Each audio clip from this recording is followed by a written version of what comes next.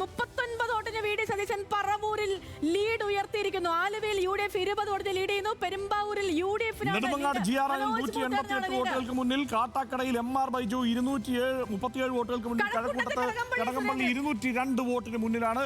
നേമത്ത് രാജീവ് ചന്ദ്രശേഖർ. അതാണ് മഞ്ചേശ്വരവും നേമവുമാണ് NDA മുന്നേറുന്ന മണ്ഡലങ്ങൾ ആദ്യഘട്ടത്തിൽ. ഏറ്റവും പ്രധാനപ്പെട്ട പ്രതീക്ഷയുള്ള സ്ഥലങ്ങളിൽ അവരെ ലീഡ് ചെയ്യുന്നത്. അമ്പലപ്പുഴയിൽ 17 വോട്ടുകൾക്ക് ജി സുധാകരൻ, കൊട്ടാരക്കരയിൽ KN ഭാർഗവൽ 11 വോട്ടുകൾക്ക് മുന്നേറി. ബേപ്പൂരിൽ സജി ചെറിയാൻ മുന്നിട്ട് നിൽക്കുകയാണ്. Saji Cherian 10 vote, Eby Kuriakose 2 vote. 10ഉം 2ഉം ആണ്. ഈ വോട്ടുകളുടെ കണക്കെല്ലാം നോക്കുമ്പോൾ, ഈ മുന്നേറ്റത്തിന്റെ കണക്ക് പറയുമ്പോൾ നിങ്ങൾ ആലോചിക്കേണ്ട കാര്യം 10 വോട്ട്, 20 വോട്ട്, 50 വോട്ട്, 100 വോട്ട് അങ്ങനെയൊക്കെയുള്ള വോട്ടുകളാണ് ഇനി തീർന്നിരിക്കുന്നത്. അതിലാണ് ഈ വ്യത്യാസം നമ്മൾ കാണുന്നത്. 39 ഇടത്ത് LDF-ഉം 33 ഇടത്ത് UDF-ഉം 2 ഇടത്ത് NDA മുന്നേറുന്നു എന്നുള്ളതാണ്.